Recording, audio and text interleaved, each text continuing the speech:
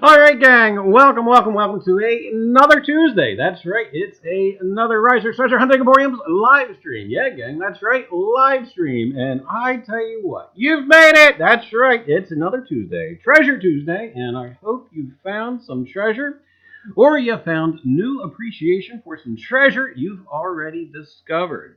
Alright, gang, let's see who he... there's Mike Badger. Hey there, Mike! Canadian Relic Hunters, hi. Mike Wolf, what's for dinner? North Jersey Detector, hi. Mike Manlyman24, hey. There's Yeoman Gall, hi. Linda Wallace, hello. And I tell you what, there's Kay, hi Kay. Jersey History Hunters, hey. And I tell you what, look, there's the Newport girl. And there's the Ghost Talk with the Risers, that gal. Oh my goodness, she follows me everywhere. Hey, Al, there's oldies and goodies. Hello. And see who's all on. I tell you, welcome again. Another show here. And it's another Tuesday. I can't believe it's it's almost May. Oh, my goodness. Tomorrow is May Day. That's right. And who's your hillbilly? Hello. And I tell you what, gang. Hey, there's David Carl. Dave's not here, man. And I tell you what, welcome one and all. And again, here we are at the live stream. And I tell you what, I go sometimes with Tuesdays, I feel like I'm stretching for a show, and then I have shows where, oh my goodness, we're just jammed packed, and this is one of them. And hopefully we'll squeeze it all in and be out of here by 1 a.m. No, I'm kidding. But anyway, hey, there's Rivendell Coins, hello, and I tell you what, welcome one and all again to the live stream, and coming to you live in an undisclosed location. Like New Jersey. But anyway, gang, welcome one and all. Hey, there's AWR. Hopefully you are better. And anyway, gang, that's right. Welcome to another edition of Reiser Treasure Hunting Emporium's live stream. The only live stream you'll see tonight, where you'll see the chat actively cheer on for Pooh and badmouth a robot named Rosie. And what do you expect? It's the internet. So anyway, gang, oh, you know what? I had this thing on the wrong side of the chair. There we go. So, we still not over for enough. There we go. Oh, don't want to cover the Mortar Castle. But anyway, gang. All right. Well, I tell you, tonight we've got a mail call. We've got some great stuff from some great people. And yeah, gang, we have a trip down memory lane, an inside look at some Reiser notes and what one shouldn't do while note taking. And oh my goodness, I tell you. Also, too, gang, tonight we have a treasure story, and it's about Masquerade. And for you folks who haven't ever come across that, let me tell you what. If York shows up, he may have an inkling of it. And it's a book about a treasure story, and if you followed the clues in the book, it leads you to the treasure.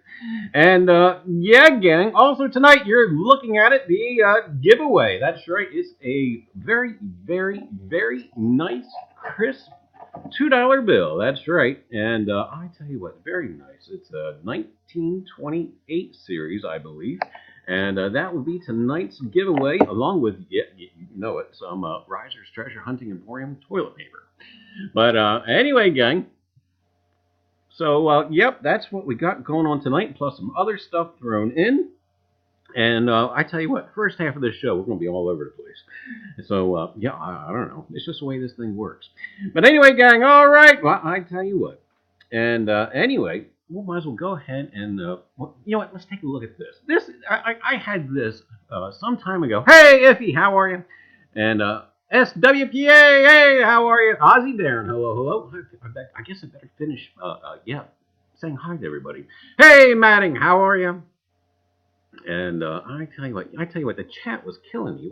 What did I see? I saw people having pie and oh my goodness, all kinds of others. I saw bacon, lettuce, tomato, and avocado. I don't know. I think I might have some sort of episode about that though. And I tell you what, great stuff. But I tell you, always you guys make each other hungry. You make me hungry. But anyway, gang, I tell you what, great stuff. Shepherd's pie, I believe, is what it was I saw. But anyway, gang, I tell you what, we had this clip for some time, and I have to do the narration for it because sound in it is quite horrible. It was windy, and I had pulled this thing out of the ground, and I had no idea as far as what it was until just recently, and that's why I kind of save stuff. You kind of pigeonhole it, and if you don't know what it is, hang on to it. It just may turn out to be something after all. And this day was just kind of one of those examples. I probably had this clip for some time. I did see where I was still wearing a winter coat. And when it came out of the ground, I was unsure what it was. And it was just kind of, yeah. And hopefully it'll come into focus in the camera here soon. And in the meantime, I'll say, hi, Digaholic. And hi, Miss Anna, how are you?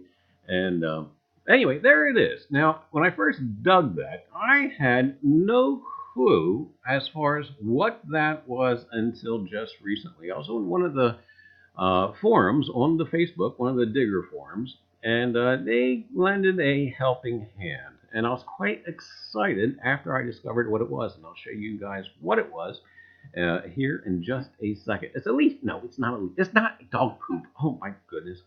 And but I tell you, wash your hands, Charlie, often. And but anyway, I was dumbfounded by it, and I just couldn't figure out for the life of me what it was. And obviously, it was kind of cast or something or other, and I don't know, gang. But we're going to kind of freeze frame that right there. I hope, if it works. There you go. Okay. But anyway, gang, what that is a thumb plate from a musket. And towards the back of the musket, you can see one kind of similar to it. And I tell you what, I was quite excited after discovering what that was. And, oh, it's a mackerel. No, it's a guppy. But anyway, gang, that's right, Diggle. It goes on a musket. And I tell you what, now I'm going to actually try and clean that up just a little bit more. Because sometimes, if we're lucky, just sometimes there will be a name or a division carved on it or some kind of goodies like that.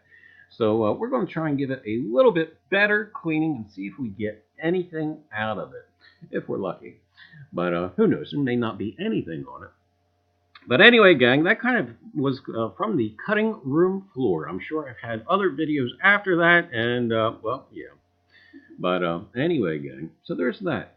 And actually, that just made it into tonight's show, about 10 minutes before we started. And I'm kind of really excited about it because it came from the same place where I did dig up a trigger guard and also two other miscellaneous musket parts. So slowly we're getting a whole musket out of there, I guess. Anyway. Yeah. Right. Oh, we're back. But anyway, gang, all right, well, time for mail call. I just want to say thank you to the wonderful Easter card and to, Part-Time Detector also sent me a cup, a glass. It's 5 o'clock someplace. Well, actually, it's 7 o'clock. Reiser comes 107. Anyway, so, yeah, thank you so much, Amy, Part-Time Detector. It's greatly appreciated. And I tell you what, maybe I don't have room. But I tell you what, we'll use that. And it's dishwasher safe, I hear. I don't know. But anyway, gang. Also, too, we got a package from Linda Wallace. Miss Linda. Oh, my goodness. I tell you, she has outdone herself. She sent me along a little note with it. It says, "Hey, Risers! I thought you might like some of my hand-braided coin necklaces to add to your contest giveaways. Love your live shows, Linda." And I tell you what, Miss Linda, I am greatly, greatly appreciative. And if you guys want to see, here's one of them here.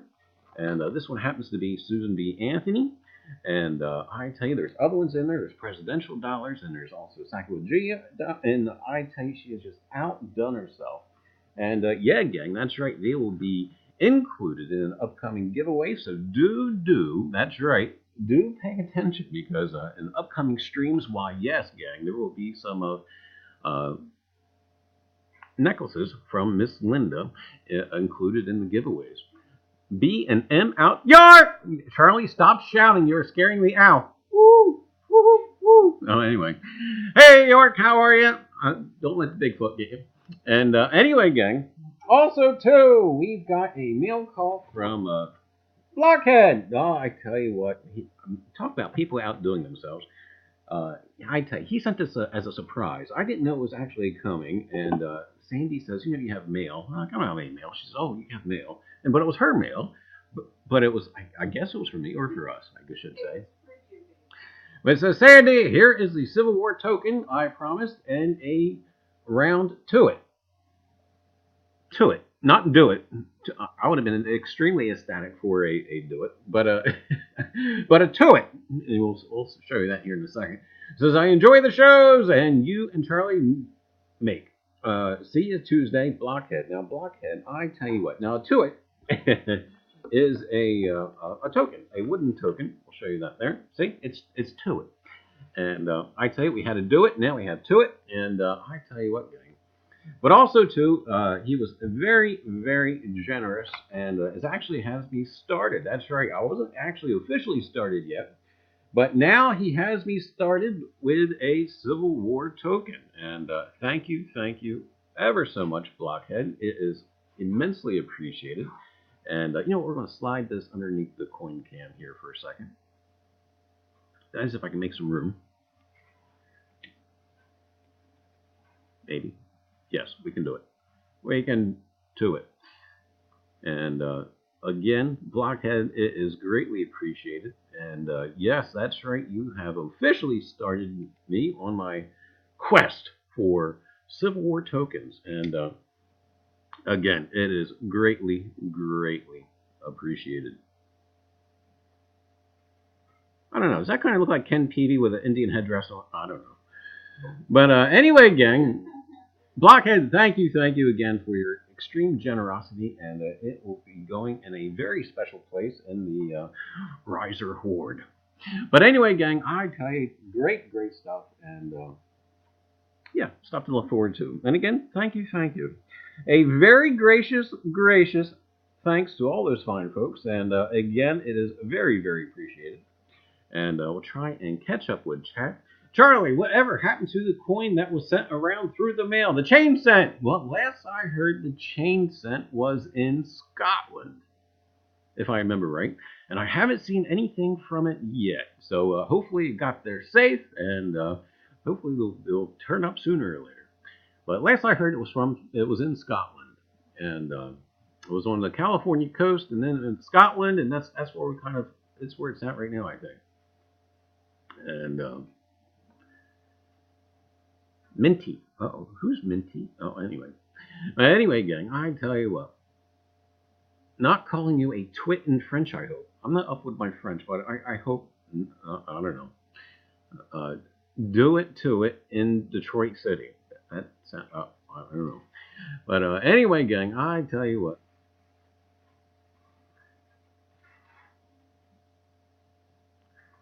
Charlie, stop shouting. You're scaring me out still. Holy cow. But anyway, gang, all right. Well, for those who don't know it, I am a compulsive reader. That's right. I'll read anything. Washing machine manuals. That's right. We'll read them. And I am also a compulsive note taker. And I tell you what, not as much of a compulsion to note take as I am reading everything, but I tell you, almost. But anyway, have you seen my notes on General Electric refrigerators? I can't find them anywhere. But anyway, I tell you what, but do not err, that's right, do not err like Reiser has erred and not write down the source materials for the notes that you have taken. Oh my goodness, I tell you, I spent this past week racking my brain, but it becomes a point of agony to me. And I tell you what, it is important as a note taker and as a good student of history to document your sources. And in my opinion, firsthand, or the earlier the source, the better. Now, thankfully, I have redeemed myself. And I had 3 pages of notes that I had neglected to write down their sources. And I didn't intend on making it a history segment. However, I needed to devote some of the time that I had kind of allotted to try to remember the source that they came from. And while doing so, I thought they would be of interest and decided to share them with you. Now, my first note on the page is, after the relinquishing of Dutch control by the British, the financials of the colonies became pounds, shillings, and pence. And here, we're going to throw some stuff up here for you to look at on the screen, because I'm not that pretty. And we'll put that up there. Oh, isn't that fancy? That's pretty. That's what happens when you take a picture of your computer screen. And have a look at those. Those are by far prettier than I am. But anyway, gang, pounds, shillings, and pence. It is not a decimal-based system of what we are accustomed to nowadays. And even after the War of Independence and the eventual establishment of the American dollar system, it was a slow process of conversion. Even to the early 19th century, you may see antiquated receipts and ledgers still being written in pounds and shillings. And it was a process. It took some time for the new method of accounting to transfer. And not to mention some of the holdouts, folks resisting change. And by the mid-19th century, it does disappear. And even in, even in England, on February the 15th, 1971, Britain themselves switched to a decimal system. And gang, as we go along, or actually at the end, I will kind of give you the news. I did find my source materials. Actually, 2 out of 3, I think I did. But anyway, gang, next bit of notes, and the next bit of notes, and it makes the treasure hunter deep inside Reiser awake at night. And here it is. Spanish and Portuguese gold coins were in circulation during the colonial era, but the most common coins in circulation were the pieces of 8 Spanish reals. Now, of course, you guys know what they look like. But I tell you what, could you imagine digging a specimen like these while metal detecting? And this coinage would be used as currency in the United States up till nearly the Civil War. I believe you could actually use it up until 1857, I believe.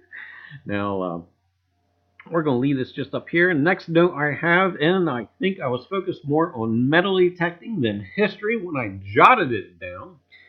Pewter and lead coins were used in 1698 for small change. Now, one thing about the early colonies here in the United States, they were always short for coinage. And we'll get to more of that in a little bit.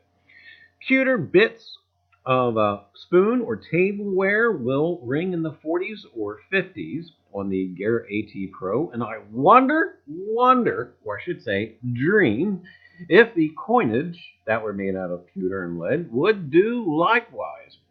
The lead, however, I tell you, would depend on the thickness and density of the lead. And that's right, lead, cancer-causing utilitarian metal of the colonial days. And but anyway, next note I have: Maryland issued some silver coins in 1622 and copper half pennies. You're looking at one of there at the top of your screen. That's a Virginian halfpenny. And anyway, there was various small coinage minted in Carolina, Virginia, and New Jersey. And yeah, at the top there, you can see the Virginia halfpenny. And real quick, we're going to have you look at something else real quick. And I'm just getting really into this, and I'm probably going to get into it a little bit more. And I just want to make sure I don't jump ahead of myself too much. Oh, I am a little bit. Because further down in the notes that I had neglected, I have Gloucester County, presumably New Jersey's Gloucester County, and yes, it turns out to be so, although there are others. Mark Newby, that's right, Mark Newby, a West Jersey councilor, and then 1682 halfpence, made in, he made what was known as St. Patrick's halfpence, and that's what you're looking at right now. And believe it or not, this also can be found in your Red Book. Mark Newby, who came to America from Dublin, Ireland in November of 1681, brought copper pieces believed by numismatists to have been struck in Dublin circa 1663 to 1672. These are called St. Patrick coppers. The coinage was made legal tender by the General Assembly of New Jersey in May of 1682. The legislature did not specify which size piece could circulate, only that the coin was to be worth a halfpenny in trade. Most numismatists believe the larger size coin was intended. However, as many more farthing-sized pieces are known than halfpennies, some believe that the smaller sized piece was meant. Copper coins often circulated in the colonies at twice what they would have been worth in England. And there you have a little bit of history behind that. See, some folks think that the Jersey copper was our first coinage of New Jersey, but actually no. Here you have St. Patrick's penny. Oh, this is actually the farthing. And there's also a larger halfpenny. And great, great stuff. And I tell you what, I would love to dig one, I tell you. But anyway, gang, I tell you. Now, one striking statement that I came across was that Portugal gold, that's right, Portugal gold, that thing, basically known as, I don't know if this is the half or not, but one of the most common gold coins in circulation during the colonial period was the Portugal gold half Johannes. That's right. And, or other words, they called it the half Joe. And I tell you what, again, great stuff. And boy, I tell you, I would love like anything to dig one of those. And anyway, just some stuff to look at, and just kind of gave me an excuse to go over my notes and try, that's right, try to find or jog my memory the source materials. And one quick other thing that we may go into in a future episode is something called the loan office. Now, the loan office scripts were also used as currency during the colonial period. But before getting too far into that, I want to do more thorough research on it. And it does get rather involved and complicated. However, the people did seem to like that script, as currency. Not so much the colonial paper money. Yep, no. Paper money and coin actually traded at different values. So much so, the government entities even stopped accepting it for tax payments. And the loan office script, however, did remain in favor. But again, we're going to do more and more on that in a later show because it does get rather involved. And I actually have some photos of some of that script. And I tell you, and I actually have some notes in it where it's actually seen in some ledgers, counting ledgers, where people were accepting it.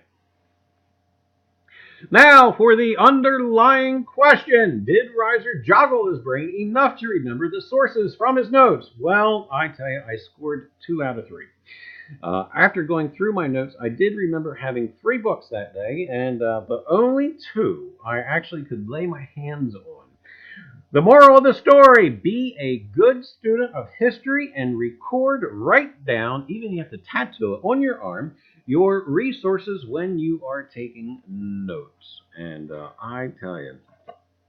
But anyway, gang, probably you'll see more of that in some way or another in the future from Reiser. Probably you'll see more about the Portugal gold.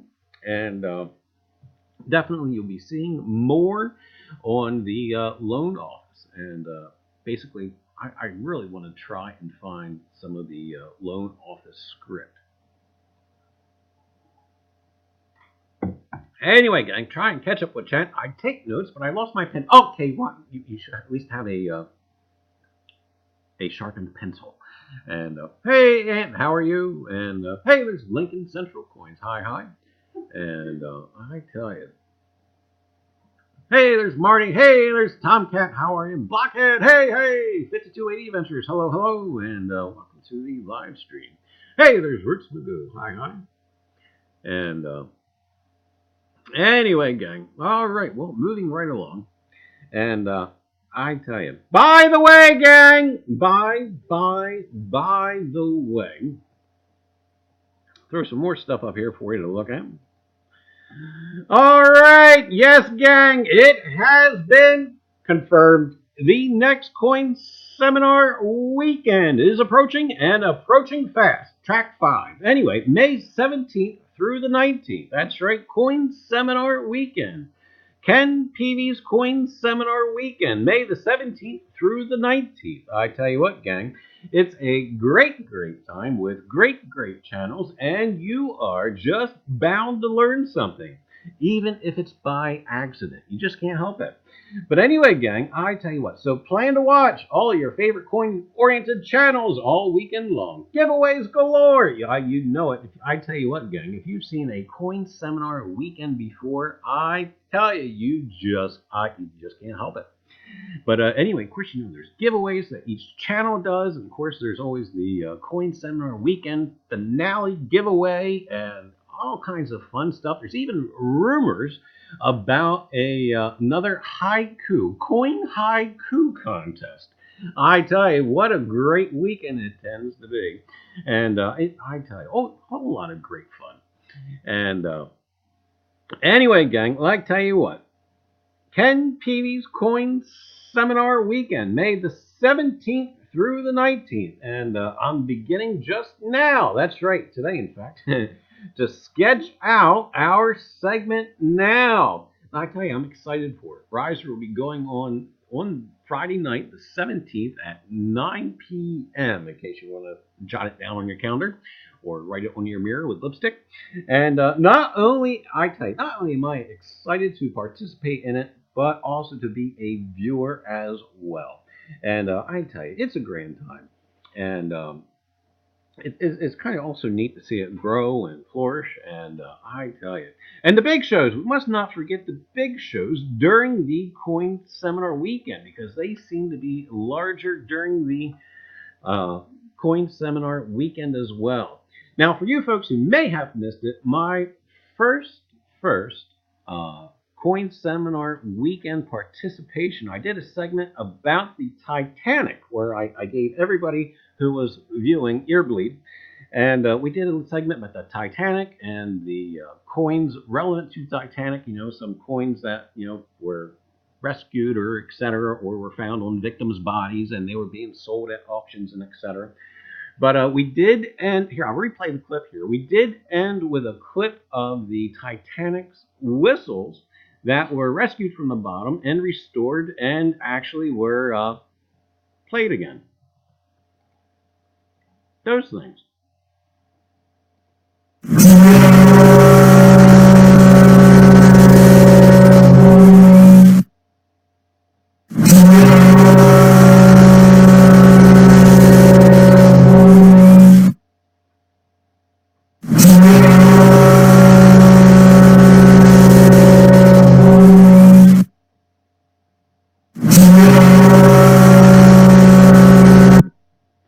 Well, anyway, gang, that there was my first foray into the coin seminar weekend, and people are still having their eardrums redone as we speak. Anyway, gang, that's right. Ken Peavy's Coin Seminar Weekend, May the 17th through the 19th. And anyway, while we're on the subject of Ken Peavy, did he just pop in the chat? Yes, he did. Hey, Ken, how are you? Anyway, gang, speaking of the big show, why, I tell you what, congrats to Blues Coins for his win of last Sunday's The Big Show. I tell you, it was a wonderful pack with a 2-center and a Morgan and a plethora, that's right, a plethora of other goodies. And again, congrats to Blues Coins. I tell you, it was a nice looking pack. Whew, anyway, gang, all right, catch up with chat. And what did I miss? Geez, I dozed off and I swore I heard a steamship come through the living room. No one sleeps during Reiser. At some point, you'll get waken up. Anyway, it's fun. You know what's funny? I'm trying to find a media clip. You know, whatever topic I do for the Coin Seminar Weekend, I'm trying to find a media clip to go with it, and at the same time, it's like, what will jar people out of their chairs? But anyway, oh my goodness. Anyway, gang, I tell you. But it's great time. Do check it out. Coin Seminar Weekend. Oh my goodness, I tell you. It'll be here before you know it. And he almost says he's now cross-eyed. And oh my goodness, anyway. Rivendell Coins. I got the slot after you, Charlie. All right, fantastic. KY, if you cut off my left arm, my right arm would be left. What? I don't know.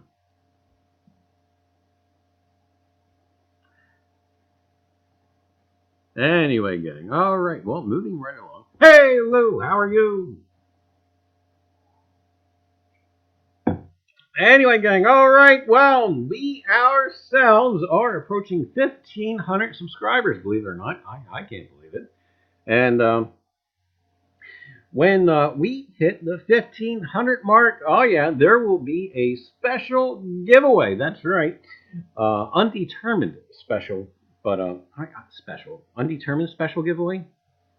Is that a thing? Anyway, special. It's kind of hard to say special during this live stream. But anyway, special. You know, of course, you know, if it comes from Reiser, how can it not be special? I don't know, creepy or odd or, well, anyway. But anyway, 1,500 giveaway. And also, gang, at 2,000. Now, I got this one already mapped out. I have a giveaway already planned, and I tell you what, it would be so nice if it corresponded with our New Year's Eve show. That's right, as OCD as I am, I've already gotten probably the New Year's Eve show kind of already a quarter of the way scripted out. But that's right, gang, this New Year's Eve, you know, it's really hard to talk about New Year's Eve. It's April! But anyway, New Year's Eve falls on a Tuesday, and we will be live streaming from 7 p.m. until 12:30, midnight, half past 12:30, through the new year. That's right, welcoming in 2020. And it's only April, Reiser. What? Anyway, well, I'll give you something to look forward to. I don't know. But we got time to work on that. Anyway, gang, you know what's weird? I've worked on that probably about a month ago. And back then it was still March. But it was weird because I was using all my time to work on that versus work on the live stream I was supposed to be doing that week. Anyway, it's just weird. It's just how I am. I'm excited for it because it's going to be 5.5 hours. 5.5 hour long stream. And it won't be me talking for 5.5 hours because I'll be nodding off with you. But yeah, gang, there will be intervals, you know, and other great stuff. There will probably be a little bit of stuff going on as far as, you know, group gatherings and that sort of thing, and old fogies who didn't go out and party. And but anyway, okay, great stuff to look forward to in the future. It's only April, but I tell you. Mike says the year is now a third over. What the? Anyway.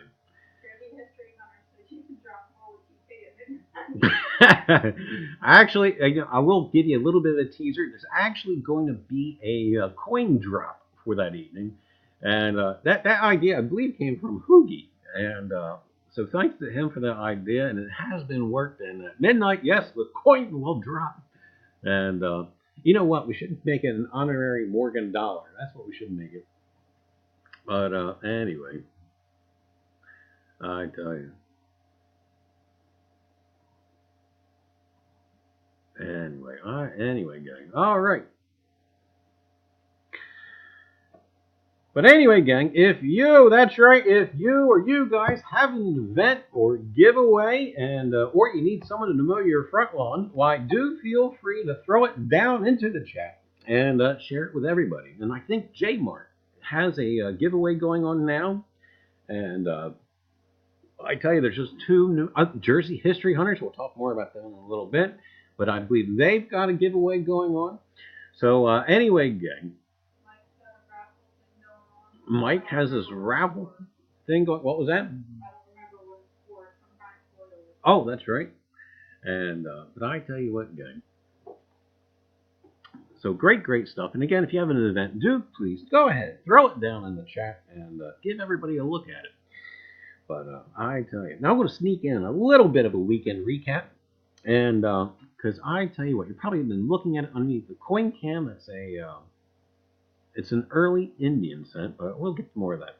I did get out for a couple of hours this past Sunday, and the finds were popping. That's right, they were popping out of the ground. The coins, I tell you what, because of the site, the copper is beat. And I tell you what, they've been soaking in olive oil now. Well, the one batch has been soaking in olive oil now for almost a week. And the two from Sunday is also soaking, but I have little hopes for them because the site is close to salt water, and it's an old farming site, and I really don't have too much hope for them. But however, because that Indian scent looks the way it does, the larges and the halves, they look 50 years worse. And but I tell you what, I'm still hoping for silver to jump out of the ground, which I still have hopes for this site. And but anyway, I'm still going to get back to this site at least one or two more times before bugs. But there's two things that's going to hamper the site, bugs. And I have this thing about bugs. And there's tall grass, and where tall grass is, bugs, chiggers. And I tell you. So right now the bugs are somewhat tolerable. I did get chased out by some gnats, but in a couple of weeks we will have the horrible thing of black flies, and they're not out yet, thank goodness. But when they do get out, oh my goodness, is that site going to be bugs? It's going to be horrible. But anyway, gang, I tell you, so I'm going to try to get back there one evening this week, or Sunday again. And hopefully the bugs won't be there yet. But anyway, gang, I tell you, my favorite pestilence, chiggers. And but anyway, gang, I tell you, hopefully I can get back out there and at least one more time this season before bugs. And but yeah, I do have hopes for silver coming out of that site. But I kind of joked with Sandy before going out there. I'm not coming home until I find silver at that site. But of course, a guy gets hungry, and the gnats were coming out, and I had to finish watching Bed Knobs and Broomsticks with Allie. So yeah, I'll find silver. You said that. I'll have to find silver next time. But anyway, gang, I tell you. Now, one particular thing about this site that's running through my mind, and it's actually driving me a little bit crazier, is the lack of shell and brick. Now, I tell you, there's plenty of iron, so I kind of got the time period of the site nailed down, and but I'm kind of, it's really driving me nuts because there is minimal shell, and being so close to the bay and etc., there should be shell, and but the thing, I tell you, no shell, no brick. Now the brick, yeah, it could be recycled, and it could be removed from the site. some of it, the broken brick should still be there. But I tell you what, the shell part is really bothering me because, colonial folks weren't that picky. They wanted to eat. And, minimal of shells just been driving me nuts. There should be a plethora of it. It's a mystery. But anyway, I tell you, if I do get out this past Sunday, or this upcoming Sunday rather, to the site, we're probably going to try and do a couple little test spots for digging and sifting, and just see if it's maybe down further, if it's been plowed over and turned over, or whatnot. But we'll try and get those questions answered. Hey, there's Amy. Hi, part-time detector. How are you? And but anyway, gang. Miss Linda says pythons come up through toilets in Florida. That's the scariest thing I've ever read in chat. And I tell you, yeah, Rach found a tick here in January. No! Oh my goodness, I tell you. See, chiggers, they're my thing because you can't really pick those off. Ticks, you can drink off, but anyway. I told Charlie I'd miss him. Yeah, she did. Oh my goodness. I tell you what though, I still have high hopes for that site for silver. And but again, we're going to give that one more whack before the bugs get too bad out there. When the bugs do get too bad by the Bay Area, why I move it further inland, and then I'll just have to deal with the ticks. But anyway, gang, I tell you. All right, well, it's time for the History of the News segment. And sometimes it does surprise me. What of historical nature gets noticed by the media and what slips by or either unnoticed or ignored? And we've got one of those things for you tonight. And what? I missed it. What? Don't go outside. Yeah, but I already found all the stuff that's in here. But anyway, gang, tonight's history. Bugs. Masquerade. This is the article we got for you tonight. Masquerade: How a Real-Life Treasure Hunt Obsessed a Nation. And this is from the BBC. And I tell you what, this is great stuff. I actually have to go back and do more research on this because I'm highly interested in it. I think it's the world's great idea. When I first read this article, it did remind me a lot of the Fen treasure. And but anyway, gang, here we go. You ready? Ready or not? Masquerade: How a Real-Life Treasure Hunt Obsessed the Nation. A series of events is being staged to mark the 40th anniversary of the publishing sensation that was Masquerade, a picture book that promised hidden treasure to the person who could solve the clues hidden within its pages. And we'll give you some stuff to look at here in regards to that. Like that, and like that. It's a familiar tale. Treasure hunters racing to decipher clues from a mysterious book that will lead them to buried gold. But this particular hunt and its waiting treasure was no work of fiction, even if the creation that inspired it was. In 1979, artist Kit Williams published Masquerade, a storybook decorated with paintings whose intricacies held clues that would lead the successful sleuth to an 18-karat golden hair. A phenomenon at the time, the book sold more than 1 million copies and sparked a worldwide hunt for the gold. 40 years on, Masquerade retains an army of fans who have handed down their passion for the book and their memories of the frenzy that gripped the country. Readers were addicted, with treasure hunters driven as much by being the first to solve the riddle as the value of the jewel-encrusted hair. Countless lawns were dug up, and fed-up landowners put up signs warning off fortune seekers. The book was even cited in divorce proceedings.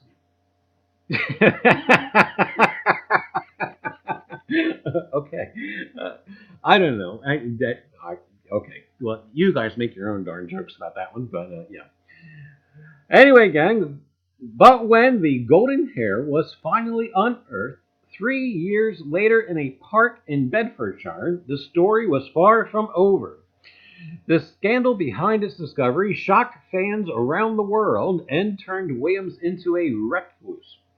Ironically, it was a story that could have come out of a work of fiction. Now, the real-life treasure was fit for a fairy tale. Having been hand-beaten by Williams himself, it was valued at £5,000, although it would eventually prove to be worth much more, and inset with ruby, mother of pearl, and moonstones. This golden hair caught the imagination of millions, yet for nearly 3 years its hiding place was known only to 2 men. Setting off one night in August 1979, Williams was accompanied by a single witness chosen by his publisher, Tom Mashler, the television host Bamber Gascoigne. At a precise spot on the common, Williams and his famous witness buried their hair, which was sealed in wax and placed in a ceramic case to evade metal detectors. Darn them! Upon it was the engraving, "I am the keeper of the jewel of the Masquerade, which lies waiting safe inside me for you, or eternity." Having witnessed the burial, Gascoigne was to provide the final flourish, emptying over the hair a fresh cow pat. That's right, a cow patty from a Tupperware box.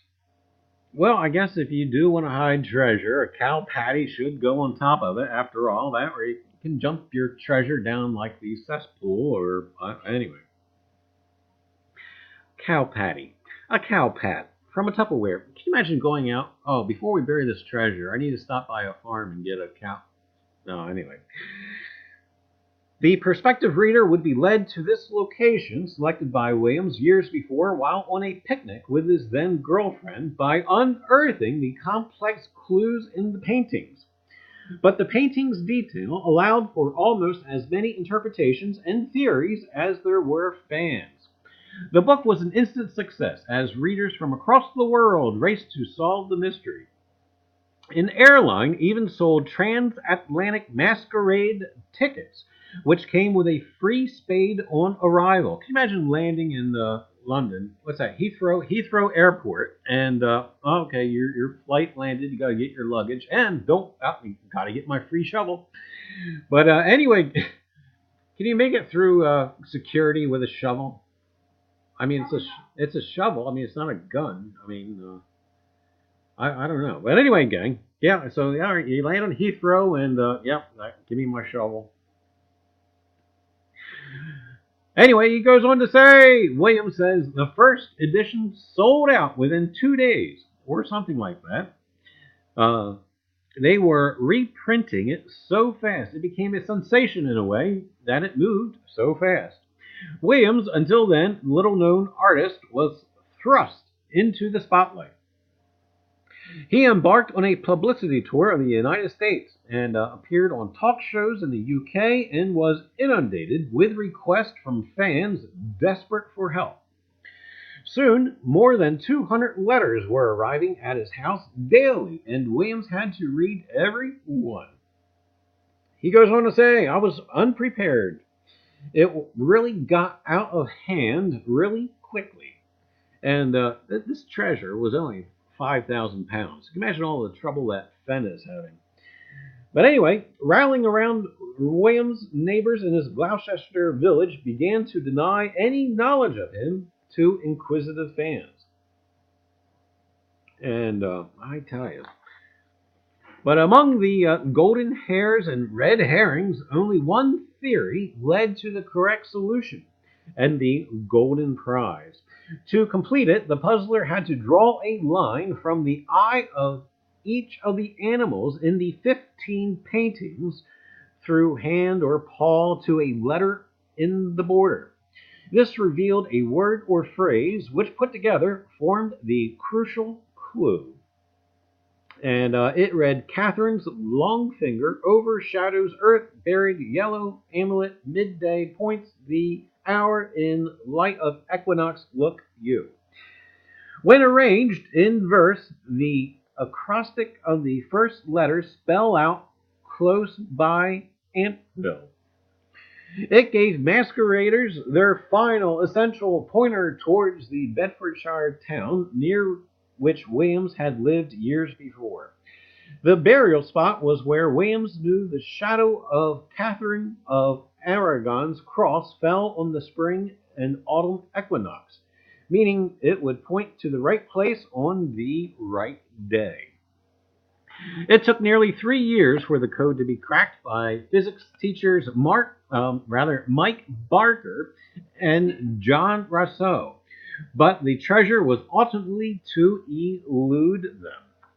By early 1982, Barker and Rousseau had arrived at what Gascoigne later called the most perfect solution to the puzzle. They had made their breakthrough with the help of an additional clue published in the Sunday Times in 1981. That hinted to them that fingers and toes might hold the key to the puzzle.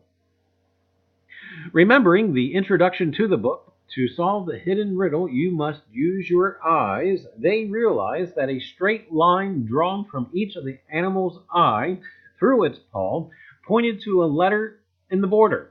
Put together, these letters spelled out a word. It was the book's 8th painting, which revealed the word amulet, that convinced Barker and Rousseau they had done it. From there, they reached close by Antville, found the park, and identified the monument. In January of 1982, Barker visited the park to dig for their treasure, but without the precise instruments to calculate its resting place, and he basically returned empty-handed. But as the two men resolved to wait for March's equinox to point them to their prize, the golden hare squirmed from their grasp. They were beaten to the find by a reclusive puzzler called Ken Thomas, who shunned the publicity that came with solving a mystery that had captivated the world. He was filmed with Williams as he freed the hare from the wax case, but later insisted on covering his face with a scarf and would only be interviewed from behind a screen. And he also refused to exhibit his treasure. Unable to share in the joy of his discovery, Masquerade fans grew suspicious of Thomas, and later Williams, with some even suggesting he had conspired to cheat them. After years of searching for hidden clues, they saw another in an anagram of Kit Williams. Basically, the quote was, "I will mask it." The artist, however, shared their doubts over Thomas, realizing he had not solved the full puzzle, but uncovered the gold's location by other means. It was not until 1988 that a newspaper finally uncovered the link between Thomas, revealed to be a pseudonym, and Williams' ex-girlfriend, who had remembered their visit to Amphill years before. When Thomas's company, Hairsoft, collapsed, he was forced to sell the hair at auction to raise money. Now, isn't it a shame? I tell you, if it was only could be, legit, why, I tell you, it would have made such a better story, but, oh my goodness, it gives you an idea for things to come. But anyway, gang, I see that we are really running out of time, but I will leave this thought with you. Recently, the hare was recently sold at auction for £31,900. And the owner, I tell you, it's remained anonymous, and it's been out of public view for about 20 years. And again, it's coming up on a anniversary, and I tell you what, there should be more stuff like this out there nowadays. Get people outdoors. I mean, I tell you what, Sandy's into the geocaching. That's kind of like treasure hunting. But I tell you, great stuff. Masquerade, I tell you, the book is still out there. So if you do have an interest, go ahead and find yourself a copy. And that's what we got for that. But yeah, I'm kind of cutting this short because I did not realize what time it was and how far we are away from 8 o'clock. Oh my goodness, we're right there. Honey, Yes. these kids cats let out a really All right, cat's butt is gone. But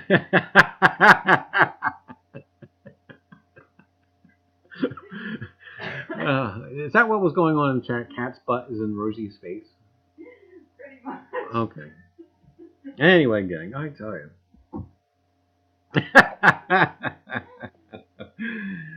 Oh my goodness, I tell you. Well, anyway, there you have our treasure segment, treasure and history. I mean, it's actually a thing that's now become pop culture, and part of history. But anyway. All right, well, it's that time to gently nudge Rosie awake. That's right, we're going to wake her up and have her select tonight's giveaway winner, which is a $2 bill. And you guys can see it here. It is a 1928 Series G, and it is really, really crisp. And that will be tonight's giveaway. And I tell you, you have to gently wake up Rosie. Either, if you don't do it gently, well, I tell you what, there'll be a temper tantrum, and I tell you, like the world has never seen. Lurkers, look alive! You must have something into the chat so that Rosie knows you are here and to be included. So, Lurkers, I tell you, here's your, yeah, do it now. But anyway, gang, and of course, along with the $2 bill, you'll be receiving also too a packet. That's right, a pack of Reiser's Treasure Hunting Emporium's toilet paper. That's right. When you have to poo, remember to have a pack of Reiser's Treasure Hunting Emporium toilet paper. That's right, it goes wherever you go for when you have to go. But anyway, gang, real quick. I don't see now. I'm kind of rushing because I see that we're running late. But these fine folks, Audra, Rachel, Jersey History Hunters. That's right. They were nice enough to, they did a hunt with Aqua Chigger, and they were nice enough to give, that's right, the Aqua Chigger, a packet of Reiser's Treasure Hunting Emporium's toilet paper. And Audra, Rachel, I do appreciate the sharing of Reiser's Treasure Hunting Emporium toilet paper with Mr. Aqua Chigger. Thank you for passing that along. And if you guys haven't seen their videos plural yet with the Aqua Chigger, do check them out. And they also too have a giveaway going on. So see that, gang? Even now, the Aqua Chigger has a packet of Reiser's Treasure Hunting Emporium toilet paper. And I tell you what, too, that cat goes to some places where he would probably need it, out there in the middle of nowhere. But anyway, gang, all right, well, let's get on with Rosie and the giveaway for this evening. And again, that's right, we have that $2 bill plus a packet of Reiser's Treasure Hunting Emporium toilet paper. But anyway, Lurkers, you've had your chance. Anyway, gang, all right, whew, I tell you. It's 7:58. I tell you, we're running over, and it's just going to be what it is. But anyway, gang, hold your breath. Oh my goodness, that's somebody else's catchphrase. Anyway, I hate you, Rosie. I tell you. Marty says chick poop stew.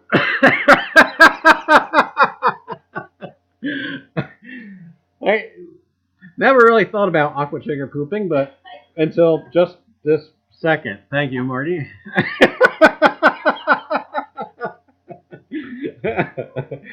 Oh my goodness. Anyway, gang. All right, let's try and compose ourselves. Okay, here we go. We're going to count down for 5. At least try to. All right, 5, 4, 3, 2, 1. Bang. Hey, congrats to Willie. You just won tonight's giveaway. Congrats. And I tell you what. See that fickle bot Rosie can make up her mind every now and again. Congrats to Willie.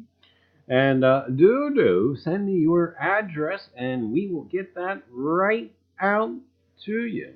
And again, congrats to you. Whew, I tell you. I'm winded tonight. I don't know why. Hi. Uh-oh. We're stuck. Oh, there we are. Okay. Anyway, gang, do not forget, Thursday, 7:30 Eastern Standard Time, we have Off the Cuff with Digging Canuck. Always a great, great time. And then on Friday, it's a doubleheader. We got 7 o'clock at Eastern Standard Time, you got Hoosier Hillbilly. And then at 8, Mallyman 24, Mike. I tell you, it's a doubleheader between Hoosier Hillbilly, Mike, Mallyman 24. And then, gang, on Saturday, 5:30 Eastern Standard Time, you have Mantic Coins. Always, always, always a good, good time.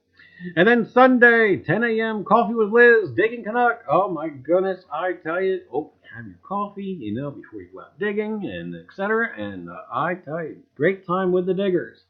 And then Sunday, 9:30 p.m., it's Ken Peavy's The Big Show. I tell you what, gang, the biggest coin giveaway on the planet. Well, at least YouTube anyway, but I tell you what, gang, always, always a great, great time.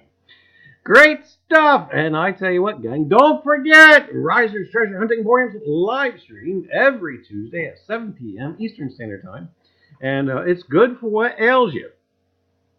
Or actually, it could be what is ailing you. But anyway, gang, I tell you what, get out there and find some treasure, and we will see you out and around the tube.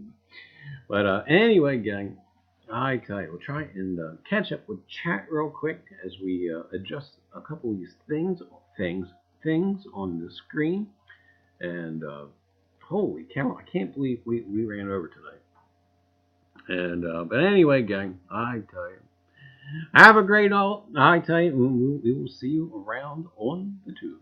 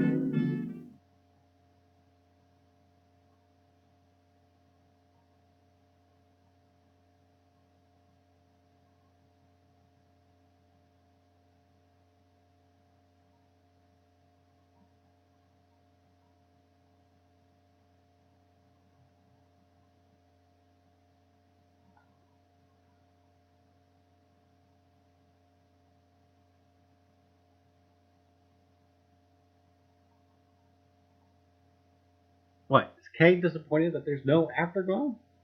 Okay, and our currently were actually saying they were disappointed in case they're just going to burn everything down. We're actually still on. I don't know. I never even thought about an afterglow. Should we do an afterglow? I already told everybody we were doing it.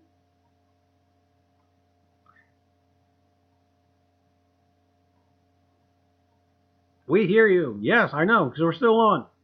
All right. Crap. All right, we're still doing We'll do an afterglow. Come back. Oh, anyway. All right, I'll tell you what. We'll take a 10-minute break, and well, actually, we'll put together an afterglow. Okay. Folks will figure it out. You're still live. Yeah, I know. We didn't go anywhere. We still have folks here. It says I still have 21 people watching nothing. But anyway, that's okay. If you still have network TV, you watch nothing enough. Anyway, gang, all right, this is the deal. We'll do a 10-minute break. 10, 8, whatever it takes. Probably about 10 minutes. And then we'll pop back for, I guess, an unannounced afterglow. And so grab your snack, go potty. Remember to use Reiser's Treasure Hunting Emporium toilet paper when you go potty. Well, if you go out in the woods and do it anyway. And we'll come back in about 10 minutes, and we will do I farted and there's an after smell. And we will come back and we'll have an afterglow. So yeah, I know, shameful. Tell Kay to come back anyway. yes, Rev, do me a favor. Send a message to North Jersey and to Kay that yeah, we're actually going to be doing an afterglow, if you'd be so kind. And that way she doesn't burn down my house. So, all right, we'll see you right back here in about 10 minutes.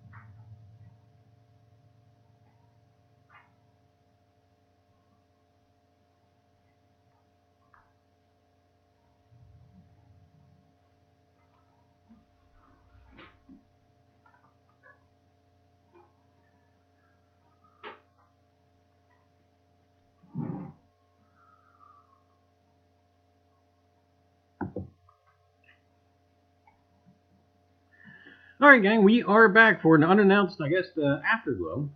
And yeah, I tell you what, just never even really thought about an afterglow. And but yeah, here we are. And I tell you, I see some other folks popped into the chat. There's Huntress Kimmy and Clodhopper Scott. Hi, hi. And I tell you, AWR, I've been fighting a bad earache the last 3 days. Oh my goodness, do get better. And I tell you, Reiser is probably seating on the crapper, looking at the chat. No, I didn't take it with me. And and I tell you, North Jersey, I feel cheated. Oh my God. See, we're still here. And yeah, I tell you, after I put together tonight's show, I didn't even think about doing an afterglow. And yeah, well, I don't know. Play that awesome wah wah music.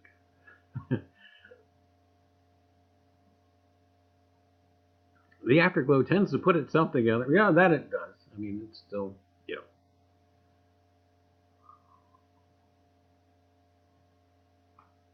know. I'm back with my Christmas-oriented mug and snow.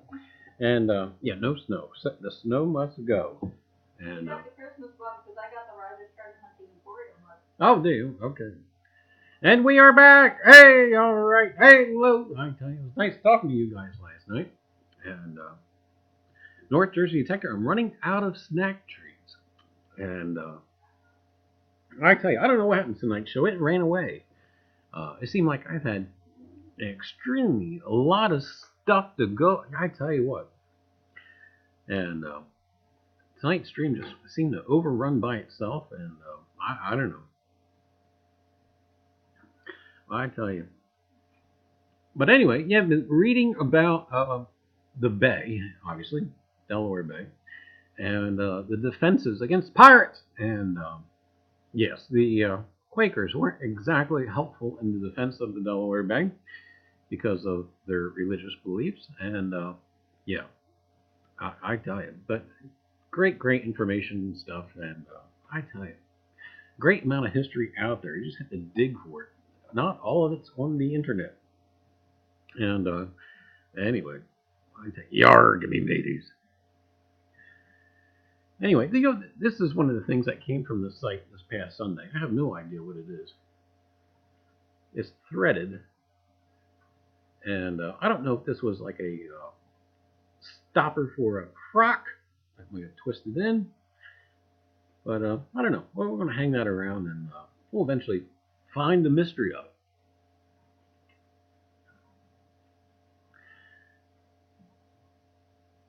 They would throw oats at the pirates.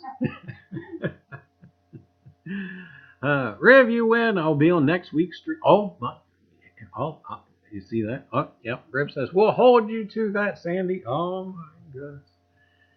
And I tell you, I wonder if Yorkshire's gotten eaten by Bigfoot yet. North Jersey wants to know where else Esmeralda is. Oh my goodness. He's rapping. Probably he's rapping on the safe, trying to get out. She's probably saying, let me breathe. Esmeralda is trying to find where she wants to visit next. Uh-oh. I tell you, it's kind of like the lottery, you know. The lottery that you don't want to, you know. Looks like a water shutoff valve. It's something. I haven't decided really what direction to try and take that in. I keep thinking it might be like a dare I say it on this channel, a plug to a bunghole for, that's the terminology. I mean, but anyway. Honey, you know the people are going to chat. Yeah, I know, but that's, where's that going to go? yeah, I know.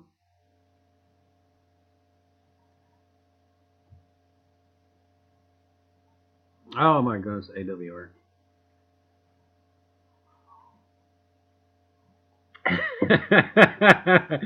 Didn't expect anything less, North Jersey, I tell you. A poop place fitting. But anyway, I tell you.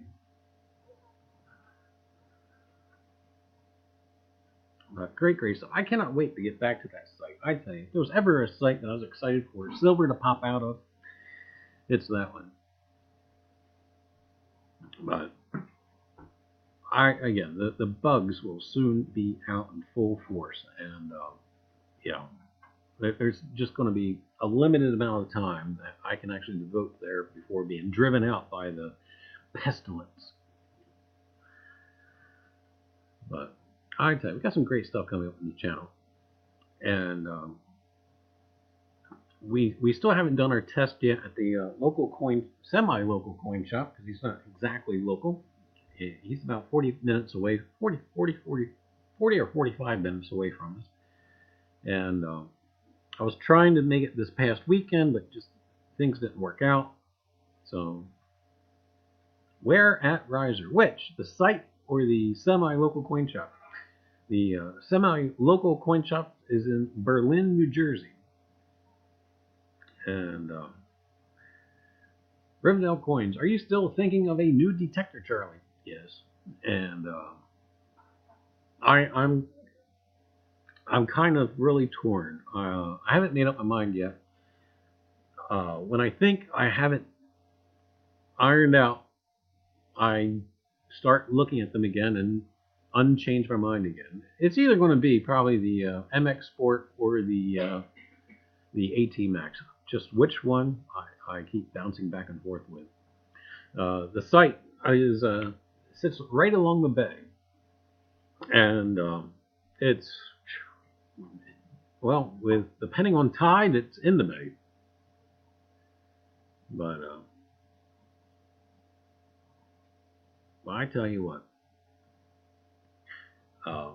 it's not exact. That's an exaggeration, but I probably could hit a golf ball from the site into the bay. But I don't have my plans as of yet as far as what the next site is going to be. It depends on, well, it depends on bugs. If the black flies are out, I'm going to have to move inland.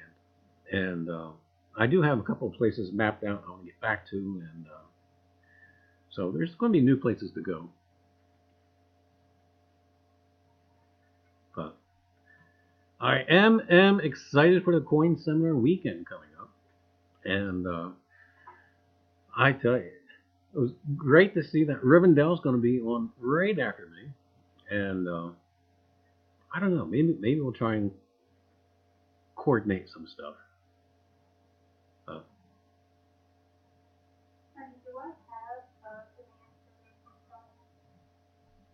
It used to be exclamation point CSW. I don't know if it still works or not.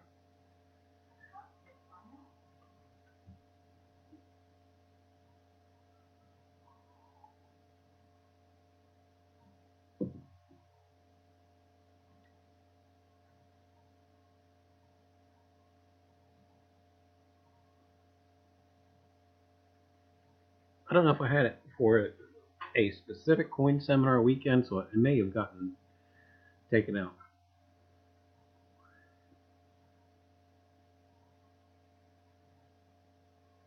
Yeah, I don't see it kicking on, so it may have gotten taken out. That's all right. We'll put a new one in. There's a new link now. Ken has actually have a new spreadsheet for the schedule up now. But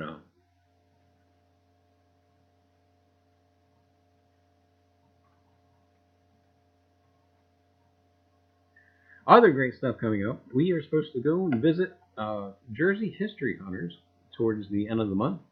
Next month, May. I can't believe it's May already. And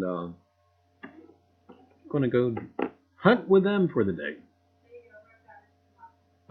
See, I tell you, thanks, Rick. And that should be a good time.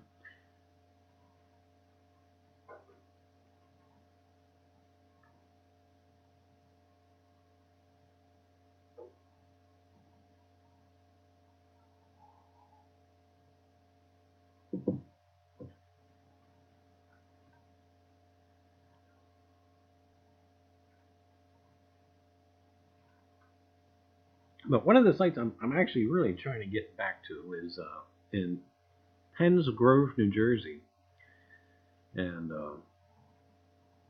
as much, there's also a site too near Camden, which I'm not excited about. And Camden, the old name used to be Cooper's Ferry. And there's a couple of sites along Camden I would love to do, but unfortunately it's not the safest place on the planet. But when there's more places to go and etc. But it would have to be an early morning hunt. You don't want to go to Camden. Yeah, I was joking with some of the fellas last night about not having a bulletproof vest, but we'll give it a whack.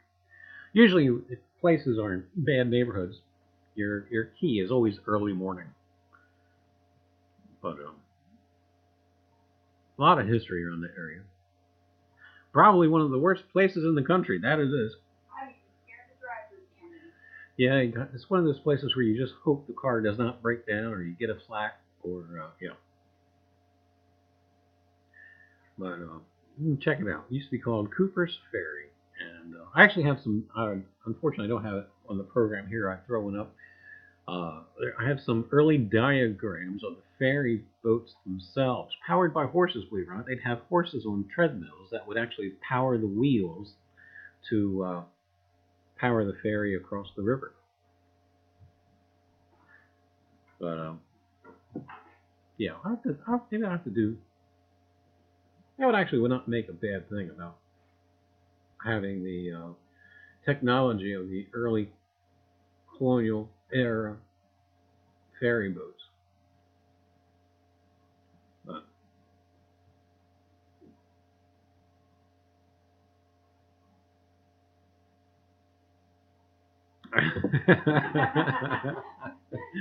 I went sightseeing there after getting a cheesesteak in Philly. And what sights did you see? Muggings, murder, mayhem, pestilence. If you start hearing banjos, run.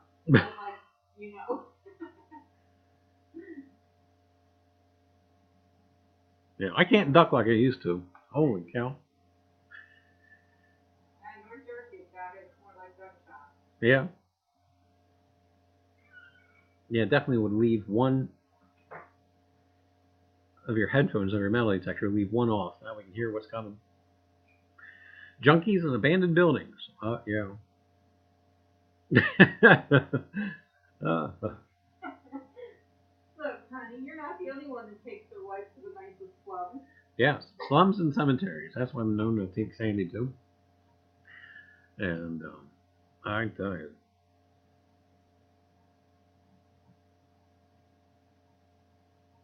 But there's still actually some great places that are now inland. They used to be waterfront, but they're now inland where they built out into the river. But unfortunately, where they built out, that moved the neighborhoods closer in, and some of those areas are not very desirable. But I imagine they haven't been hit yet by metal detectors, so yeah, I tell you.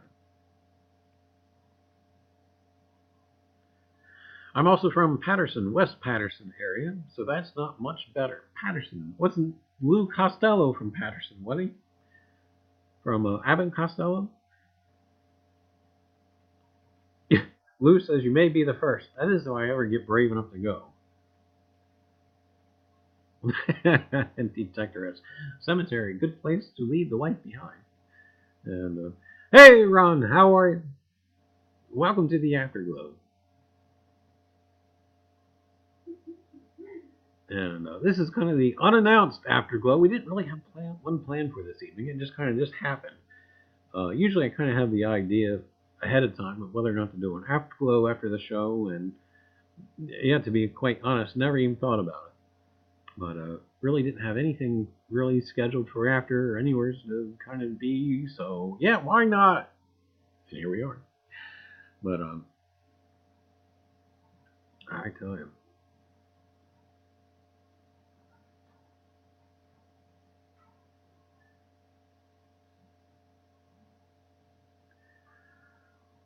But great stuff going across the. Also, too, I'm on the prowl this summer anyway, for finding a chevaux de frise. And I do believe it can be done without getting wet. And because I'm actually going to try and do some sites where they dump dredgings from, where they dredge the Delaware River. And hey, Blockhead, yeah, we decided to do an afterglow after all. But anyway, so we're going to try and metal detect some of the dredgings that came out of the Delaware River and see if we can see if that yields anything. And see what happens. Ghost Talk with Risers. Hey, any scary stories or did I miss them? And what?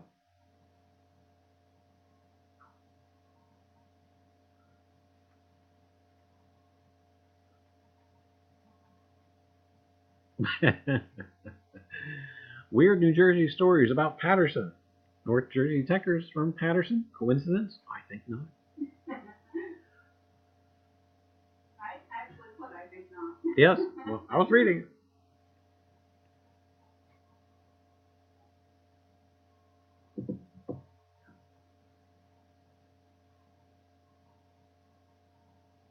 I think the most recent scary story we have is snakes in the kitchen. Yeah. Snakes are stay out of my kitchen. Yes. Snakes are no longer hibernating this season. That's right. Creepy frickin' dolly. I like my dolly. Yes, actually the creepy dolly family has grown. Oh goodness. All right.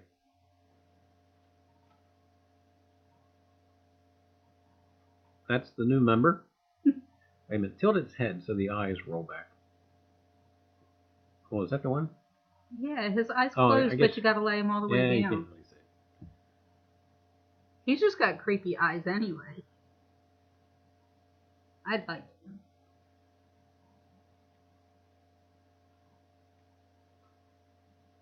Reiser, ever do a farm? I always wanted to. Does Mrs. Reiser detect? First question is yes, and I like farms. It's easy because everything's plowed and etc. Digging through roots kind of is not always the fun part of detecting. Does Mrs. Reiser detect? Sometimes, depending on whether the ailments prevent her. So it depends. Snakes didn't get the bacon. No, thank goodness, I tell you.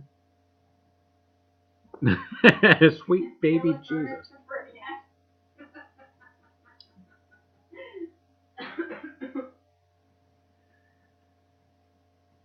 Charlie, you need to get Sandy one of those old snake bite kits. That's alright. I usually slit her open and then sink it. No, but like they do in the movies, give her a bullet to bite. No, but I tell you, I forget what kind of snake was it again? A racer. A racer. That's right. Yeah.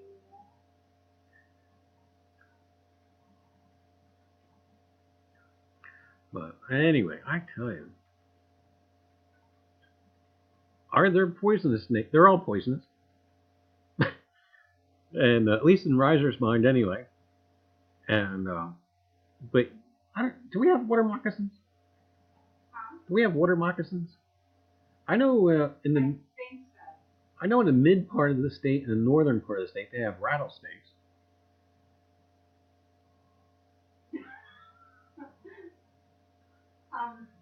We have copperheads too. I didn't know that. I think we have water moccasins. I could have went the rest of my life without knowing we have copperheads.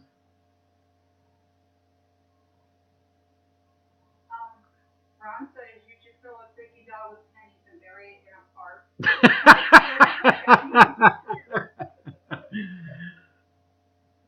Oh my goodness, that's an idea. Oh my.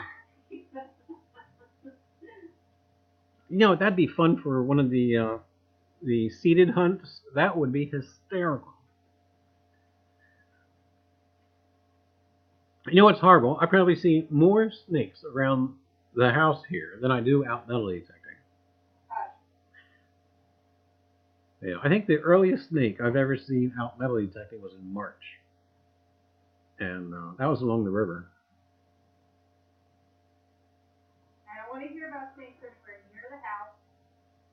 They need to stay out there in the woods. They do need to stay out in the woods and not in the house. I covered my eyes when I watched snakes on a plane, Lou. You know, I've never seen that.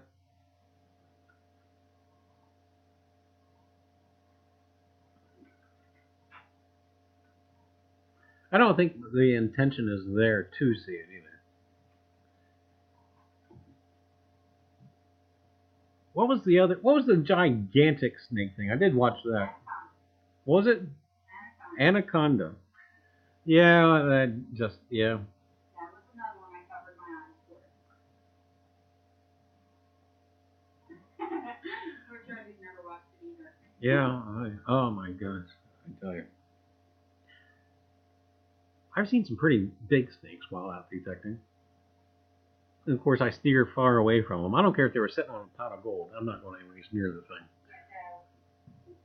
But yeah, I tell you, they are my least favorite thing of the animal kingdom.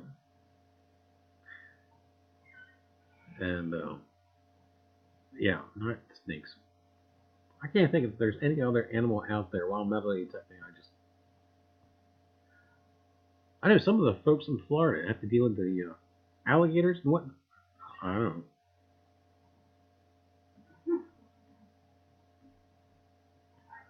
You know what? I think it's a toss up between the snakes and alligators. Well, we don't have to worry about alligators in New Jersey, at least. No, I know. Unless we detect in the sewer. If we detect in the sewer, then we have to worry about alligators. Bears with cubs. Well, in southern New Jersey, they keep telling us we have bears down here. I haven't seen any yet, or any sign of them yet.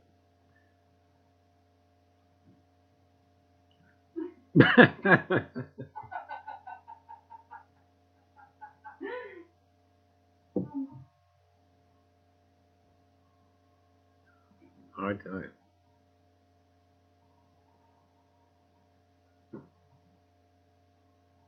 I don't even think I was as scared of the bat in the house as I was the snake. But I was also home alone when the snake happened. What's next? We've had a bat inside the house. We had snakes inside the house. Pig in the driveway. A pig in the driveway. Yeah, what's next? AWR says, wait till you sit in a deer stand and a bobcat climbs the tree you're in. Nope. Yeah, no. Oh, wait, what? So I just texted you a photo of my kids and a friend. They met one summer. Sandy will have to show it to her. I don't trust you, Rick. Hey, Hoogie, how are you? Hopefully you are on the mend. What happened to Hoogie? Oh, I saw a Facebook post. But we won't tell the world here. But off channel, I'll tell you. Unless he does it. If he does it, then yeah. Well, I haven't been on Facebook much, so I'm kind of behind on that. Hoogie, we be participating in the Coin Seminar weekend coming up.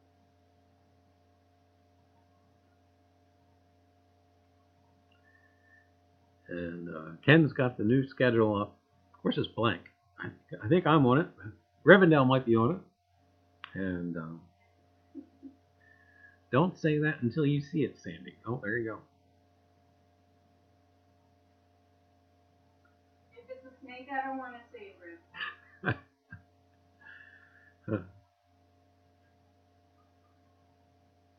Creepy golly, yes. What's weird is I happened to across a stream where they do the Google Hangouts last night, and Lou was on it with a couple other fellows from New York City, and I did receive one of the best compliments I've ever gotten about the live stream, and Lou was talking about the amputation stream, and he says it was one of those things that he could never unhear. And I don't know. I take that as one of the best compliments ever. Okay, Ruby says, yes, the rest is on the mend, and I shall be present on the 27th. Ah, great, Hoogie. Fantastic. Oh, Lou's still here. All right. And Rick, just a little one to you is probably like a 500 Hoogie, I'm still trying to map out what precisely it is I want to do for the coin seminar weekend. And, well, it just happens on the stream talking about poop. But, but I got a couple ideas, and the trick is to try to find a media clip or something to go along with it. And, well, we'll figure it out. And I have a couple of ideas kicking around. And I have pages and pages of notes to go through. And I mean, if you were just to see my to-do list as far as notes that need to be finalized or actually just gone through and figured out what the heck to do with them all. This is the to-do pile. This isn't what's been completed, but yeah, all this is all kinds of neat, wonderful notes that I finally got to go through. And one interesting book. See, I should never pick this up. One of the interesting texts, a book that I do want to try and find, is by a man by the name of Gabriel Thomas. And he lived in England, but he did live for a few years in Pennsylvania in early in the mid-1600s. And in 1698, he published an account of Pennsylvania and West Jersey. And he describes the rivers and etc. and talks about the Swedes and etc. And it's a text I'm really trying to locate now. And I do believe the State Museum in Trenton does have a copy. But, and I tell you, we plan to take a stab at the Buffalo Nickel. Wonderful. Great. Detector S says, at least you got ideas kicking. I got zero. Oh, and I tell you. Mrs. Hoogie and I will be greatly anticipating your stream at the kickoff. Oh, well, thank you so much. And I tell you, this should be a good time. I can't wait. It's always a good time.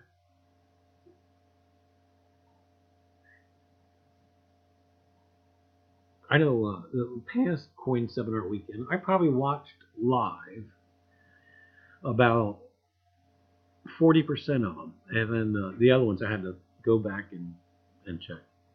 Where was Gabriel Thomas from? Right? He was from England, but he was living in Pennsylvania at the time that he was here.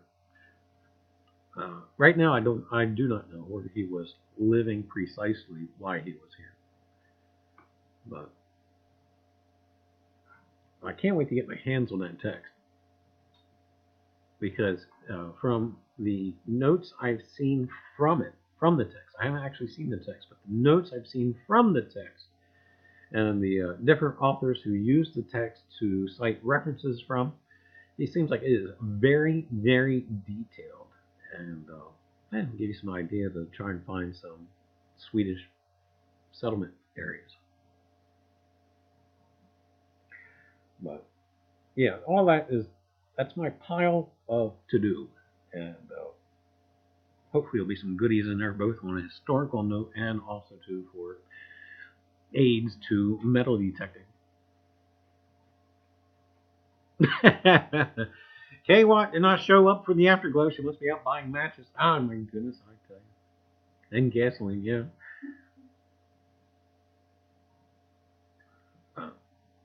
I tell you. I haven't been to the State Museum in quite a while. You know what the other fine library is actually in the city of Philadelphia. They have a wonderful library. The only problem with the library in Philadelphia is there's no browsing their historical stuff. You actually have to go there with a list of the materials you want to see. They go somewhere in deep caverns maybe and dig out the stuff that you have on your list, and then you're there at a desk and they put the stuff in front of you, and then you have a person standing there watching you go through the historic text and whatnot. I guess they have to do it to protect their precious stuff, but at the same time it's highly annoying because you're trying to take notes and you got somebody watching over your shoulder. But hey, Underfoot Adventures, how are you? Better than the 42nd Street in New York City? No, I cannot say that. And I've only been to that one once, and oh my goodness, I tell you. I believe I was in that library the one time for the... yeah, I'm going to tell myself. I was in that library once when they had a exhibit for Charles Adams's drawings and whatnot. And that was a good thing, I tell you. But how are you underfoot? And I tell you what, I had a great deal of fun watching you guys last night. And welcome to the live stream. This is the afterglow. We've already had our live stream and we're done. Now we're just kind of having a chit chat, and we're just shooting the breeze. And this is kind of the unscripted version. The Diary of Samuel Sewell is a 2-volume, rather dry read, but he does mention then real-day events like how the pirates from the Widow were hanged in Boston. That does sound like a good read. I've been here the whole time, just working and listening. All right.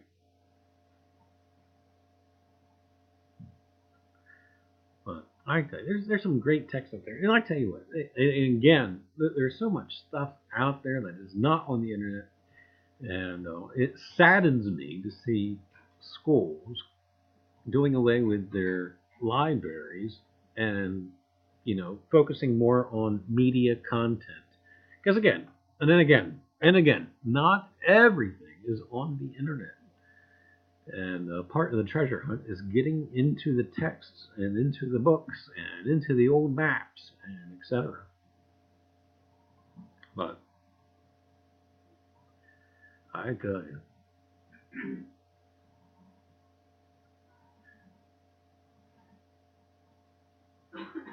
most of the libraries are going away here in Canada nowadays. Sad story, But if it's on the internet, it must be true. And you know what? That's one of the things about, and it drives me nuts when I do it, part of the beginning of the stream. For whatever reason, I never wrote down the sources from my notes. And the sources is it's important. And documenting those sources is very key. But Lou brought me here, by the way. Said you had great streams. I'm inclined to agree. Well, thank you so much, Underfoot. And I tell you, tonight, we over-crammed the stream as we normally have. We didn't have any sound effects of anybody's limbs getting amputated. But I tell you. Encyclopedias still exist. Encyclopedia, they still exist. I wonder if the alley uses an encyclopedia. I'm trying to think I think we had the Encyclopedia Britannica. I think my mom had like 4 or 5 different sets of encyclopedias. When I went to college, right, I had an enormous book collection. And when I first went to school, right, my poor dad, that's probably why he's in the shape he's in now. But when I went to school, I was on the 4th floor of the dorm, and we had no elevator. Oh yeah, a van. That's right, a van full of books. I think I had one box of clothes and about 20 boxes of books. And anyway. Detector S says Underfoot. You'll like Reiser once he shows you his crapper. The crapper? Wait a minute, the deadpan or the toilet paper?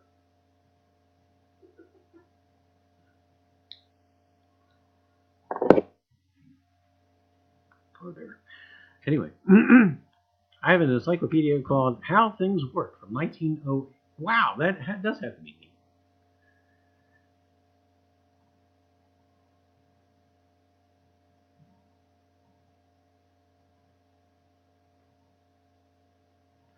But, people talk about books and the internet and etc. Not once have I ever had a book crash on me or the battery die. But Oh my goodness, I tell you, that's a good memory. Oh, you know what? And that's okay. We'll read this first. Hey, Reiser, I have run out of adult beverages here at Hoogie House and could really go for a Krabby's ginger beer. You know, it makes me smile because I looked at a picture of that just today. We went to Newcastle, Delaware, to a restaurant that had colonial era fare. And speaking of shepherd's pie, I think that's what we had that day. And that was when I was first introduced to Krabby's ginger beer. And I tell you, it's funny that you say that because I was just looking at a picture that we had taken from that day. And that was really good shepherd's pie. I'd love to get back there again. Oh, I guess it's going to happen now. I guess we got to go back. North Jersey Tucker says, I've been hit with the book. I could actually see that. I mean, wonder if it was Kay. Kay, throw a book in. Rev says, or a book with pop-up ads. Can't beat the smell of old books. Oh my goodness. I tell you what, underfoot. In Philadelphia, on 2nd Street, 2nd and Market, they have a bookshop, used bookshop, called The Book Trader. It is probably one of the best bookshops on the planet. And, oh my goodness, usually I have to be dragged out of there.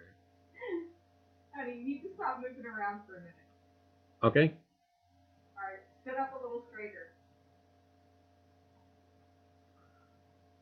It's like a parrot.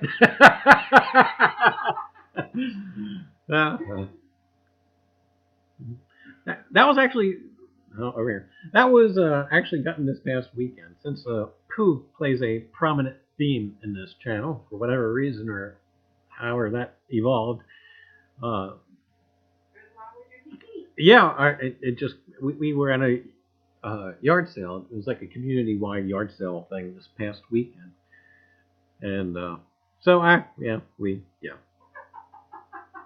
Poopy want a cracker.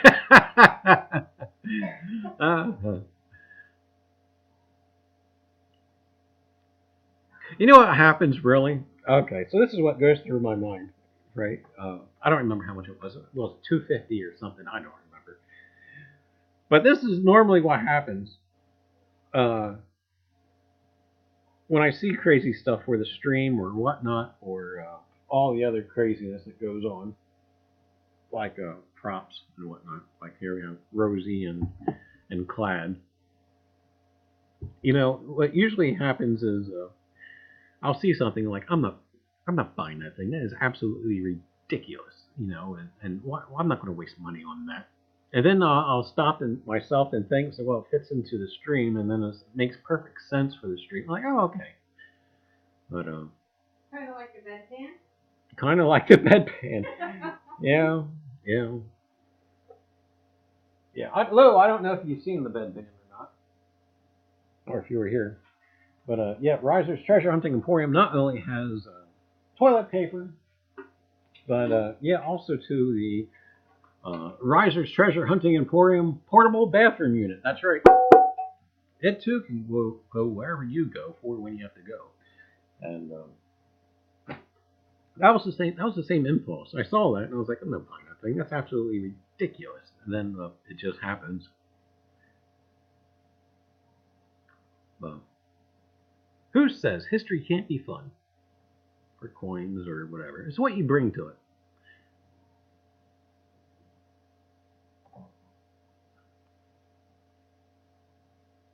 But yeah, that's usually the way it goes. Something will be like that's completely absurd. That's crazy. And then, yeah, okay, buy it. But I'm just waiting for somebody to send me a toilet in the mail.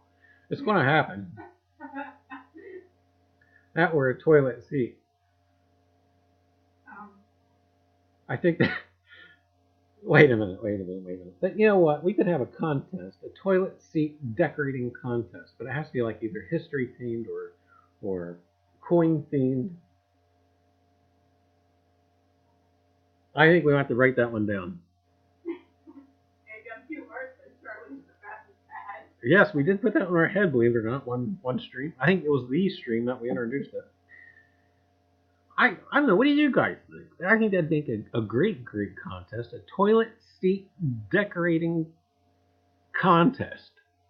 And we'll have to have a panel for, the judges. We'll have to have a panel of judges. And then have the mods be the judges. That would, oh my goodness, that would mean that North Jersey Detective would be one of the judges. Oh my God. Oh gee, no, I'm kidding. But, but yeah, it'd have to be a history theme or a coin theme, even a metal detecting theme, And we'll have our judges, and as the entries come in, we'll make a whole stream of it. Me?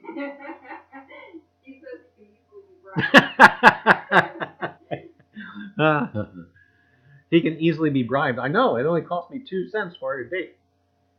I'm still jealous over that. Teach Mike to use the restroom. But anyway.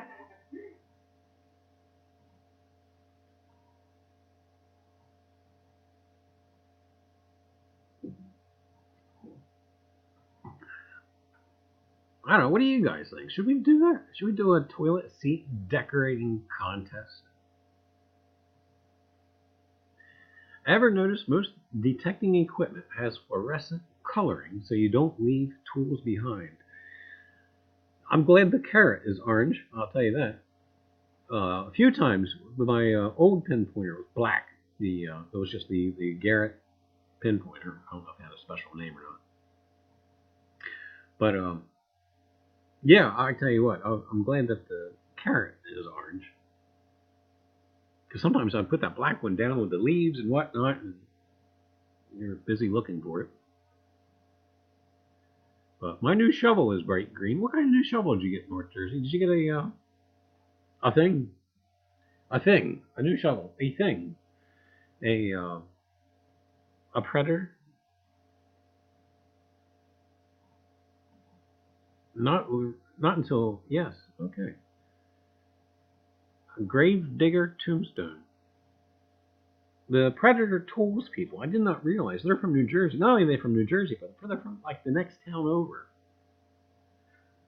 Where are they from? Bridgeton. Really? Yeah. I talked to them for about maybe 10 or 20 minutes one day.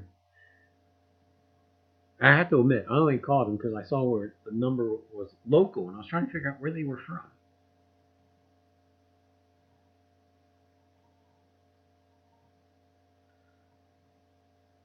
Sometimes I forget my GoPro for being so small and hiding grass. It's hard to find. I tell you, sometimes, oh my goodness. I keep saying I'm going to put my pinpointer on a lariat, and I haven't done it yet.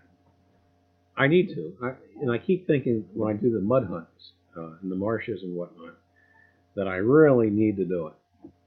And I just haven't done it yet. Hopatcon has some nice historical areas. I tell you.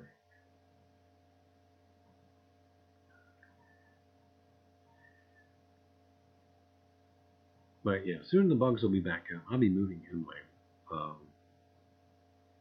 It gets tricky though because a lot of your historical areas are still along the water.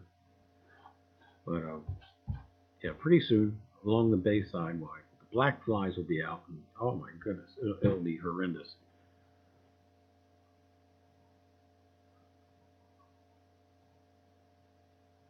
Okay, I'm out. Have a great night. All right, AWR, do have a great night, and we'll catch you around on the tube. And we hope to see you back on Monday. That's right, AWR. Monday at what? AWR comes on at 7 o'clock, right? Yes. Well, 7 o'clock on Monday. 7 o'clock Monday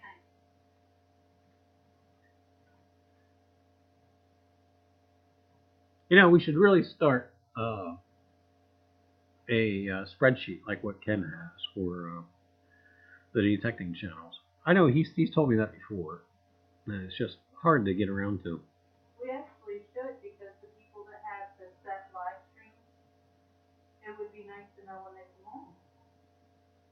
I mean, everybody knows we're on at 7 on Tuesdays. Except for our children. Children. Blah! Ben's 30 deep has been working well so far. And, yeah, there's some old, I don't know what you want to call it. Some people say that they drink vinegar before going out, and when they sweat it out through the pores, yeah, they keeps bugs away. I just can't imagine drinking a couple of spoonfuls of vinegar each and every time I was about to go out. But North Jersey detector needs to post some of his detecting videos. That he does.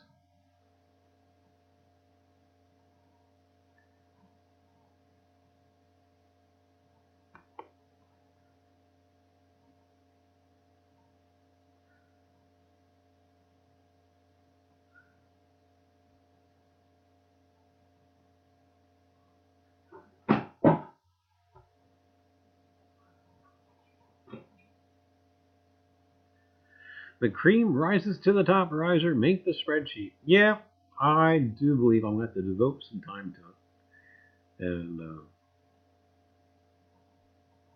because I know I use Kent's a lot. Yeah, I tell him it's kind of like the TV guide. You know, you kind of see who's on tonight or what to watch, and if you're in the mood to watch, but no, you don't receive any notifications, I find myself going to it and and seeing who's on or who's scheduled to be on, and etc. And Underfoot says, I spray the clothes with DEET, not the skin. For that, it will be that Avon stuff. What's that called? Something, Skin So Soft.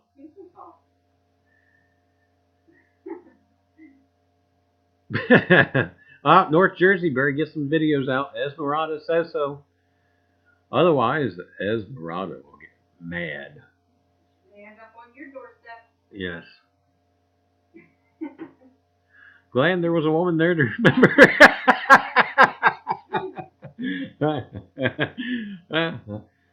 See that Sandy? Why? Yeah, she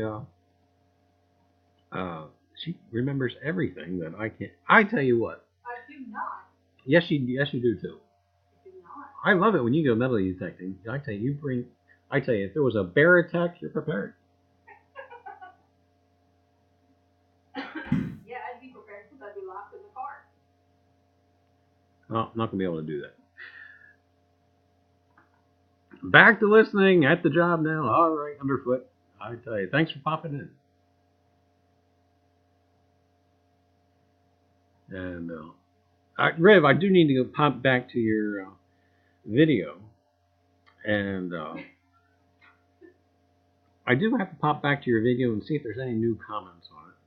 And I tell you, that is not an exaggeration. It is currently my favorite thing on the internet. And I'm trying to get it back up. Let's see if I can pop it back up here. What are you? Oh, you know I'm trying to get. Yes, you do. Wait a minute. I'm trying. Can I get it? Can I get it back up? Stop that.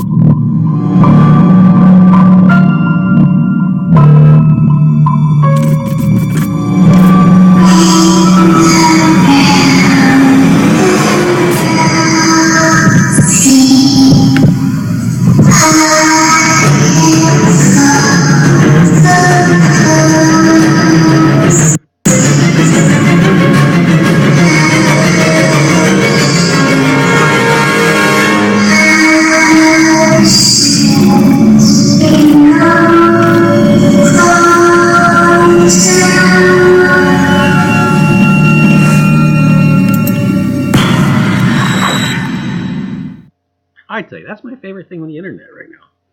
And a little warning for the guys with the headphones. I'm sorry, Underfoot. Lou should have gave you the warning that Reiser can be loud on this channel. And North Jersey says he pooed again. And but Rev, you know what? The Blair Witch Project only had a budget of $40,000, and it was the success it was. I think we can do it. I think we can put our heads together, get out a script, and I tell you, we could. You know what? We could have like K. Watt, the doll that came to life. And I tell you. I guess North Jersey's going to be putting some videos out, huh? He says he's going digging now. Our daughter said North Jersey should be getting some diapers. Oh my goodness! I tell you, I'm surprised. You know, I see how a shift in Hollywood. You see so much original production now for Netflix and for Hulu, and stuff that you would expect to be on the big screen, which now it seems like instead of even going to the networks, they're now producing for these specialized companies like Netflix and Hulu. It could be the next thing. That we could, Riv. Are you saying we could use Carrie's biography for material for the Esmeralda movie? Yeah. Yeah.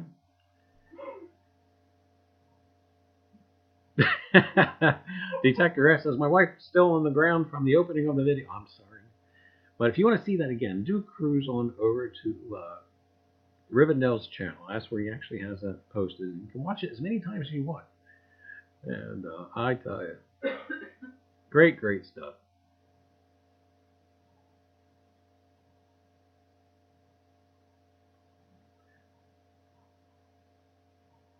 Yeah, I recently did look to see what the Blair Witch Project grossed, and it was just an unbelievable amount. And the studio, if you remember correctly, the studio went nuts as far as publicity for it.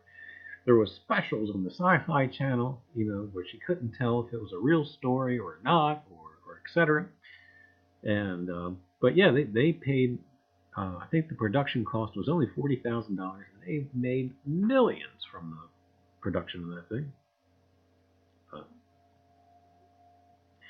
We need to convene a committee to decide who gets Esmeralda next. Soon. Yes, we do.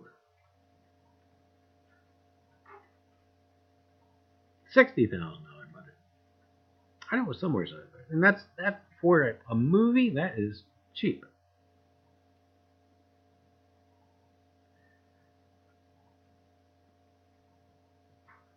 $140 million. Oh my! $140 million gross from a $60,000 investment. That's not a bad chunk of change. I tell you. Honey, go to number 1 for 5. Bye. Okay. Bye. Be good.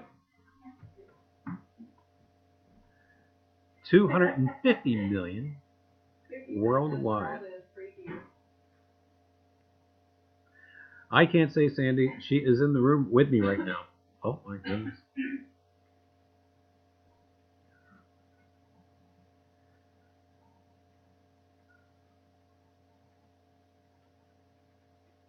$250 million from a $60,000 budget. I tell you.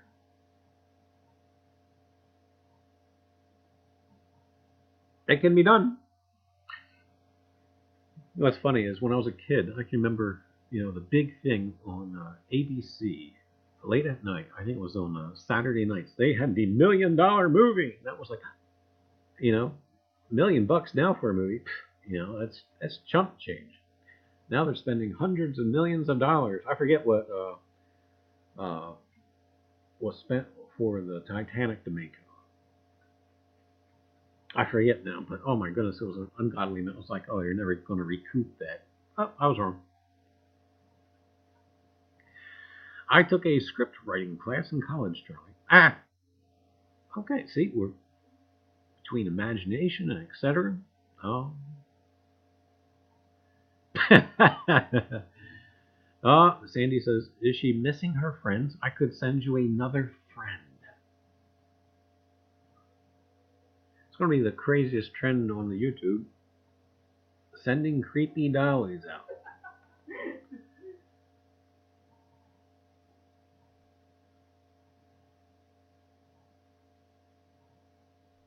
Oh, goodness. You asked for it. This could be the next one that comes your way, Rev.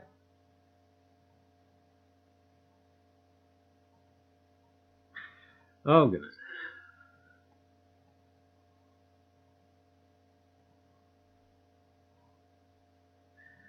Well, anyway, I tell you. Yes, Esmeralda does need a friend, says North Jersey Detective.